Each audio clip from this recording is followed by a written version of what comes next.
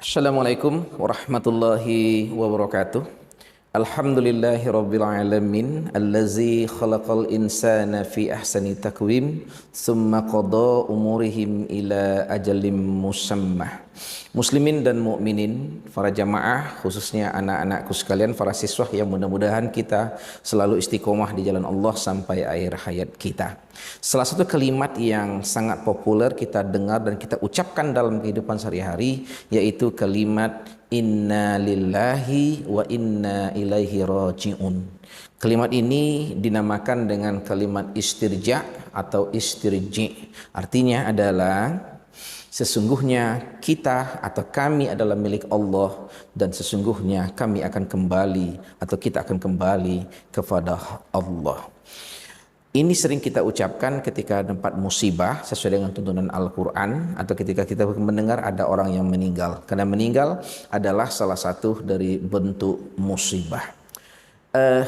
Kalimat ini mengajarkan kepada kita agar kita dalam hidup ini jangan pernah lupa suatu saat kita akan kembali kepada Allah Subhanahu wa taala. Bagaimana cara kita kembali kepada Allah Subhanahu wa taala? Al-Qur'an dan hadis Nabi Muhammad sallallahu alaihi wasallam memberikan informasi yang sangat jelas, sangat detail, yang sangat terang tentang bagaimana fase-fase yang akan dihadapi oleh manusia ketika kembali kepada Allah Subhanahu wa taala. Pertama, ketika manusia akan mengakhiri hidupnya di muka bumi ini, ada dua istilah yang sering kita dengar, ada husnul khatimah dan ada su'ul khatimah. Akhir yang baik dan akhir yang buruk. Ketika malaikat mendatangi seseorang yang akan meninggal dunia pun, itu juga ada dua cara malaikat datang. Ini informasi dalam Al-Quran. Wan nazi'ati gharqah wan nasyitati nashṭah. Demi malaikat pencabut nyawa dengan keras dan demi malaikat yang mencabut nyawa dengan lemah lembut. Yang husnul khotimah didatangi oleh malaikat yang mencabut nyawa dengan lembut dan yang su'ul khotimah didatangi oleh malaikat dengan cara yang kasar. Bagaimana bentuk cara malaikat mencabut nyawa? Al-Quran juga memberikan informasi kepada orang-orang yang kafir, kepada orang-orang yang durhaka. Itu Allah memberikan gambaran malaikat datang kepada mereka, mencabut nyawa mereka sambil yadribuna wujuhahum wa adbarahum wa zuqu azabal hariq. Mereka dicabut nyawanya sambil malaikat memukul wajah mereka dan punggung mereka sambil berkata, rasakanlah azab yang pedih ini. Ini sungguh sangat mengerikan yang digambarkan oleh Al-Quran. Ini adalah orang yang meninggal dalam keadaan su'ul khatimah, orang-orang kafir, orang-orang yang membangkang dengan Allah. Lalu bagaimana dengan orang yang wafat dari dalam keadaan beriman dan beramal soleh? Al-Quran juga menggambarkan dengan sangat indah bahwa mereka itu allazina tawaffahumul malaikatut thayyibin. Mereka diwafatkan oleh malaikat dalam keadaan baik-baik. Yaquluna adkhulul jannah, dan kepada mereka dicabut nyawa sambil diucapkan salam untuk kamu, silakan masuk ke dalam surga. Ini gambaran yang sangat baik, sangat luar biasa indahnya bagi orang yang mengakhiri hidupnya dalam keadaan husnul khatimah. Lalu nanti kita akan berada di dalam alam barzah. Juga ada dua pilihan menurut hadis Nabi Muhammad SAW. Ada yang bisa menjawab pertanyaan malaikat, ada yang tidak bisa menjawab pertanyaan malaikat. Entah berapa lama kita berada dalam barzah, tapi yang pasti nanti satu saat kita pasti akan dibangkitkan dari alam kubur atau dari diri kubur. Lagi-lagi Al-Quran menggambarkan cara orang dibangkitkan dari alam kubur ini dengan juga dua cara. Ada dibangkitkan dalam keadaan wujuhu yauma izin naimah, mereka dibangkitkan dalam keadaan wajah mereka berseri, senang, gembira. Ini adalah orang yang baik-baik. Tapi ada sebagian orang yang dibangkitkan oleh Allah dalam keadaan wujuhu yauma izin khashi'ah. Mereka dibangkitkan dalam keadaan wajah yang penuh dengan ketakutan, digiring ke padang mahsyar, ditaruh di padang mahsyar. dalam keadaan mencekam, tidak ada pertolongan, bingung semuanya. Miliaran bahkan mungkin triliunan manusia yang berada di sana. Juga ada dua keadaan di sana. Ada kelompok manusia yang akan mendapatkan zillun min zilalillah, mendapatkan naungan dari naungan Allah. Tapi juga ada orang yang akan masuk golongan la yanzurunallaha ilaihim. Mereka tidak akan dilihat oleh Allah. Mereka tidak dipedulikan oleh Allah. Dibiarkan dalam keadaan ketakutan. Dibiarkan dalam keadaan gundah gulana, penuh dengan suasana yang sangat mengerikan. Lalu manusia nanti akan disuruh bertunduk dengan lututnya. Itu dinamakan yaumul jasiyah, hari di mana mereka berdiri dengan lututnya dan akan diberikan catatan amal kepada mereka. Lagi-lagi juga ada dua cara. Allah, malaikat menyerahkan catatan amal kepada orang-orang yang banyak kebaikannya, maka malaikat akan memberikan catatan amalnya itu dari sebelah kanan. Fa amma man utiya kitabahu biyaminihi, orang yang mendapatkan catatan amal dari sebelah kanan. Ini orang yang baik, orang yang banyak kepahala dan kebaikannya. Tapi ada juga orang yang mendapatkan caranya mendapatkan catatan amal dari sebelah kiri. Wa amma man utiya kitabahu bisimalihi wara'a zahrihi. Adapun orang-orang yang menerima catatan amal dari sebelah kiri dan belakang pula. Ini adalah tanda orang yang durhaka, tanda Allah akan mengazab mereka dalam neraka kelak. Kemudian akan dihisab oleh Allah tentang pertanggungjawaban apa yang mereka lakukan di muka bumi ini. Lagi-lagi ada dua juga cara hisab yang digambarkan oleh Al-Quran. Yang pertama adalah hisaban yasyirah, akan dimudahkan oleh Allah hisabnya, perhitungannya.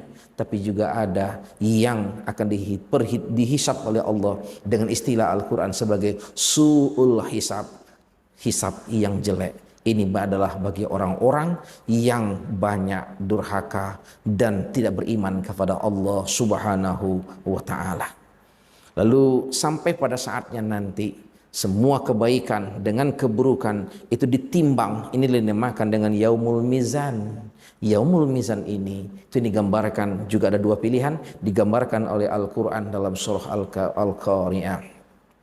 فَأَمَّا مَنْ سَكُلَتْ مَوَازِينُهُ فَهُوَ فِي عِيشَةٍ رَاضِيَةٍ. Adapun orang-orang yang timbangan kebaikannya banyak, maka ini adalah orang-orang yang akan mendapatkan kehidupan yang sangat menyenangkan. Tapi wa amma man khaffat mawazinuhu, tapi orang-orang yang ringan kebaikannya, justru yang besar itu, yang berat itu adalah keburukannya. Ini pertanda orang ini akan mendapatkan keburukan pada perjalanan berikutnya. Ini informasi serba dua dari Allah Subhanahu wa ta'ala. Kemudian dalam hadis Nabi Muhammad SAW, baik yang terdapat di dalam Sahih Bukhari dan juga Sahih Muslim, itu akan digambarkan manusia akan disuruh melewati suatu jembatan yang sangat panjang, yang digambarkan di bawahnya adalah neraka. Maka manusia juga terbagi kepada dua kelompok, ada yang bisa melewatinya dan ada yang tidak bisa melewatinya. Nabi Muhammad SAW menggambarkan bahwa ada orang yang berjalan di atas jembatan itu kalbark atau seperti kilat. Ada yang seperti katoir, seperti burung. Ada juga yang seperti akarih, seperti kilat. Mereka akan berangkat dengan baik, bisa melewati Shirathul Mustaqim atau jembatan ini. Tapi ada orang yang tidak bisa melewatinya dan dia akan dimasukkan ke dalam neraka.